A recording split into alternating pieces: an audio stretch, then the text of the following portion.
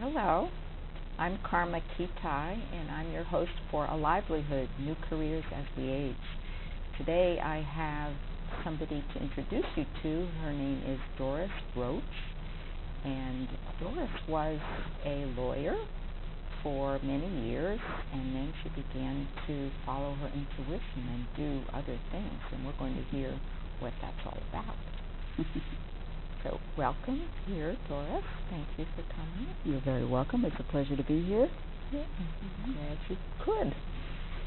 So we want to find out what these transitions have been like for you.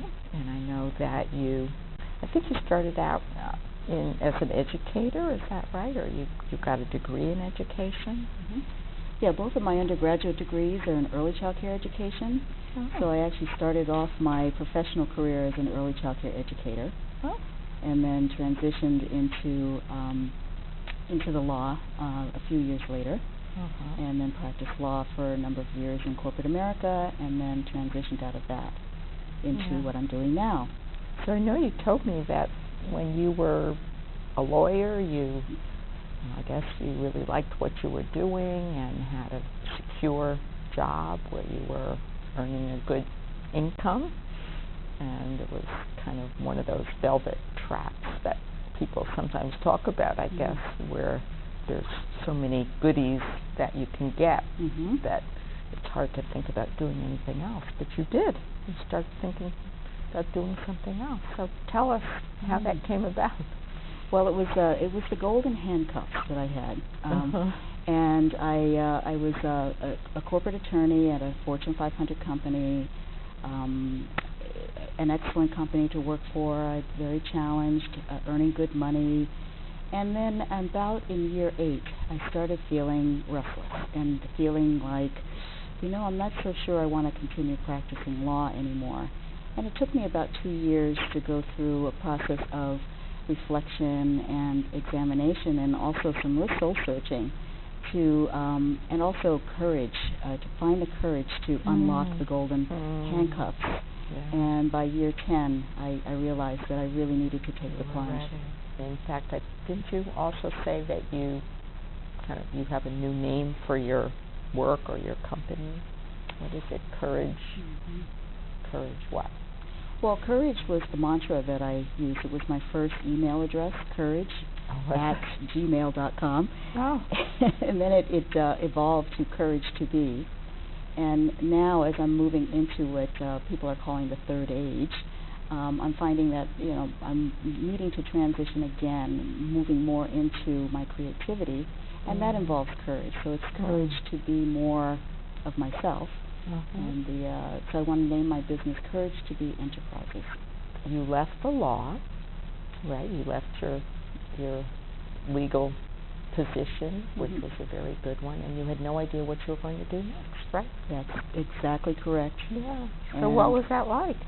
Well, I thought I was losing my mind, and so did everybody else around me. And I just knew that I needed to go, and it got to a place where coming into work became difficult for me, even though everything was fine. I wasn't feeling fine inside, and I think it was just a accumulation of many years of very hard work, a lot of schooling, a lot of working, and I just needed a break, and I didn't quite know what that break needed to be.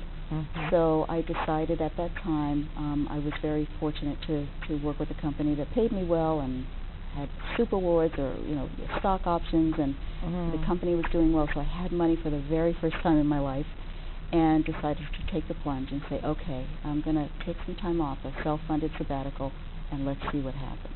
So you told me that you realized that you just needed to do some play, right? Play, and that took the form of what? Yeah, as a lawyer, you're very left-brained, it's analytical, logical, and I'd always had a creative side, but in order to be a lawyer, the left brain got very well developed, and my right brain atrophied. So I said, okay, I need some balance here. And so for about 2 years or so, I really worked on the right side of my brain and decided I needed to play. I needed to travel. I needed to take workshops that I wanted to take. I needed to sleep till 12 o'clock, which I never did. I needed to just explore. And that's what I did. For about 6 months very freely. Mm. And then it was during that time that I started to reconnect to my artistic side and began to think about how do I want to express myself that way, and eventually fell into wood carving. I decided to take a class and say, okay, what's this wood carving thing all about? Mm-hmm. And found a wonderful teacher and just thought, I just love this. Mm-hmm. I love the idea of taking a piece of wood and, like Michelangelo, kind of figuring out what does it want to be, and then carving away what's inside the wood. Mm-hmm. And it's a laborious process that involves a lot of thinking and examination and meditation and soul searching in a way. And it really reflected the what I was going through in my own life, kind of carving away what I wanted to be next. So maybe we should show some of your pictures now. Okay. Okay. All right. So let's show the pictures, and this is the first one that you were just talking about, the wood sculpture, right? Yep, that was the very first piece that I carved, and again, it represented what I was going through at that time, just feeling like there was an abundance of possibilities and wanting to hold that in my hand to see what was there. And just this was a hard, symbolic, very for you. symbolic, yeah, very hard piece of wood to carve, but it was really an amazing process. This is, I guess, what you would call a painterly collage because it's flat, and the background is actually paper bags, if you can believe that. The brown. Part? Yeah. And when I was doing this piece, we were meditating on the twilight, and what that dreamscape, and this is what emerged. So that there's a viewfinder there, and the clock is striking 12, and so it represents mystery. This is also a painterly collage, and multimedia. It has different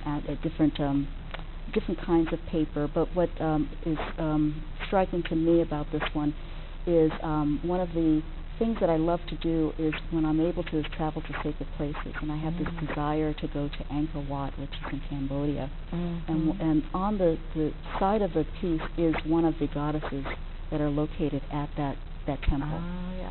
And so I call this one the body temple right. within. On the right there. Do you feel that from these trips, especially the ones to what you consider sacred spaces, that you get some inspiration for your life or your art, or what's that like? Yeah, absolutely. It's inspiration for both. And I feel called to these spaces, and I think there's something about just traveling that opens up possibilities, engagement with different points of view, a different perspective, and it shifts you in a way that permanently shifts you in a way that allows you to be more open. So once you went through this sabbatical, you at some point looked towards the possibility of running out of money. Yep. So you had to decide to do something to make money. So what did you do, and how did you come upon it? Well, as a lawyer, I have very good research skills, and I decided to look at, okay, what did I really enjoy doing when I was practicing law? And what I always loved doing was counseling my clients and teaching. And so I said, I don't want to go back to the practice of law, but I'd love to find a way to work with people that would enable me to do the kinds of things that I like doing and use my skill sets. And discovered this new emerging practice called coaching.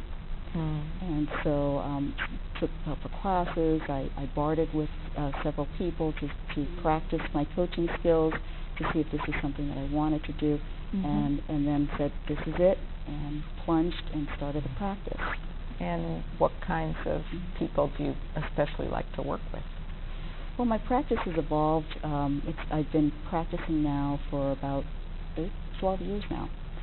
So when I first started, it was primarily personal coaching, and then I moved into management consulting and training, and now my coaching practice is primarily executive coaching. I work with a lot of leaders that head nonprofit agencies. So this is the way you earn your living now, right? Yeah. management consulting and executive coaching primarily. And then the artist self is still very much alive and present.